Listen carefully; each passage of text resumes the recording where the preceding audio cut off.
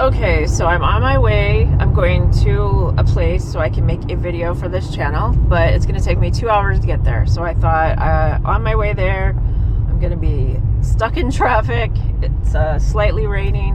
One of these things about going on road trips, I enjoy them very much, but I'm also get lost in my thoughts, since it's just me, the car, and my thoughts. So I thought maybe today would be a good time to make a video about a topic that I wanted to talk about before. It does have to do with dating and relationships.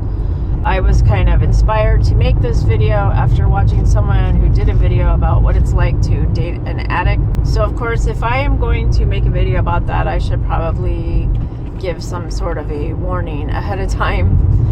So this is the warning. Anyways, let me just tell you about what it was like dating someone that I would like to call Mr. Wonderful. I'm using that word to describe them because they were probably the best person I've ever dated in my whole life. They were absolutely wonderful, so caring, so nice, always there for me, wanted to spend almost every single day with me, always listened to everything I had to say, always defended me, and they were just great to be around. They were a really outgoing person, they had a great sense of humor, and they had really strong morals. Mr. Wonderful was great until he wasn't. So it's more like one day Mr. Wonderful decided to go away on vacation, and some other jerk stepped in to replace him. So I'm trying to keep this lighthearted when I talk about this. So basically, I described the person as really great, and when Mr. Wonderful went away, it was kind of like, where did he go? When is he coming back? And of course, sometimes when someone turns into someone that they're not,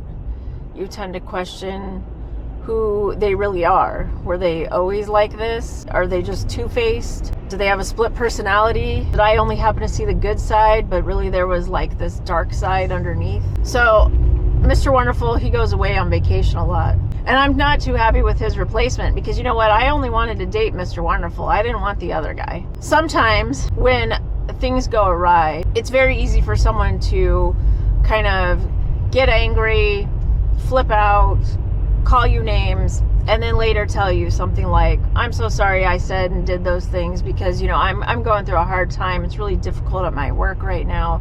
Work's really stressful. You really have to understand just how hard it's been for me. And then it falls back on me that now I need to be the one that I'm supposed to be sorry that they flipped out on me because they've had it real hard at work. So, that's real tough. And they may even say stuff with the guilt trip of, the last relationship I was in, the girl left me and I was devastated. And I was so worried that you were going to leave me that's why I called you all those names and accused you of cheating on me because I didn't want to lose you again. But I really want you to stay with me. And then it's like, once again, oh my gosh, I feel so sorry for you. I'm so sorry the last person you dated left you. Like, I would never do that to you. I would never leave you. And then, like I said, it's back on me. It's like, it's my fault. I should feel guilty that they flipped out on me and called me all those names. That now I should say, I understand. I'm here for you. You can get angry anytime you want because I'll be here to take it. Well, no, that's not how I am at all whatsoever. I'm very quick to be like, if someone gets testy with me, if someone calls me a name, to me, it's like, that's it. I'm done. I'm over. This is it.